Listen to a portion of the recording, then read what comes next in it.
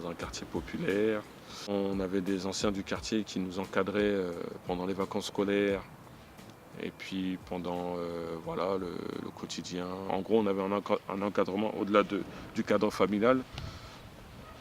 Voilà, je fais partie de cette génération qui a eu droit à un cadre aussi extérieur. Et je me souviens d'un ancien de quartier qui avait chopé un dealer. Et puis bon, je ne veux pas décrire les scènes, mais bon, c'était vachement violent. Je me souviens, c'est ma mère qui m'avait tiré de la fenêtre.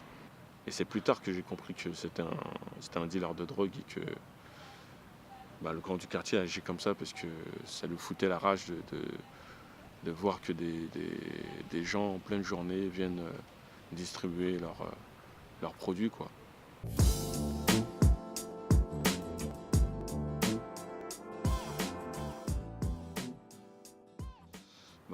Je voulais pas me retrouver comme certains à tenir les murs de mon quartier. On a créé notre association, on est revenu vers les élus, là cette fois-ci avec la structure en place, moi comme président. Mon objectif c'était de rassembler les quartiers de la ville.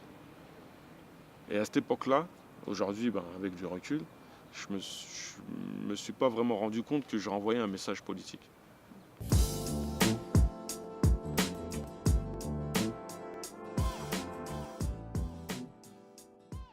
Et quand on se rend compte aujourd'hui le taux d'abstention, pour moi, ils n'ont plus du tout cette légitimité à parler au nom d'eux.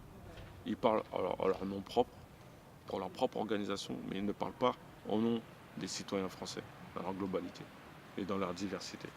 Et depuis 2002, d'événement à événement, d'action après action, on a réussi à rassembler du monde au-delà de notre quartier. Et c'est ce qui a fait notre force. Et moi, c'est ce qui m'a permis d'aller voir ce qui se passait ailleurs et de me dire qu'en fait, on n'est pas les seuls. Parce qu'effectivement, quand on est confiné dans un quartier, on a l'impression qu'on souhaite uniquement nous voir évoluer dans ce quartier-là. Et qu'il fallait qu'on puisse se donner la main et avancer ensemble, réfléchir ensemble, construire ensemble.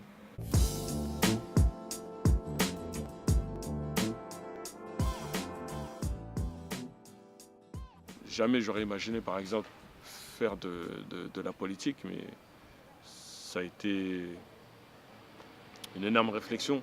J'ai décidé, moi, à mon niveau, à ma petite échelle, d'appliquer ce qu'était la démocratie.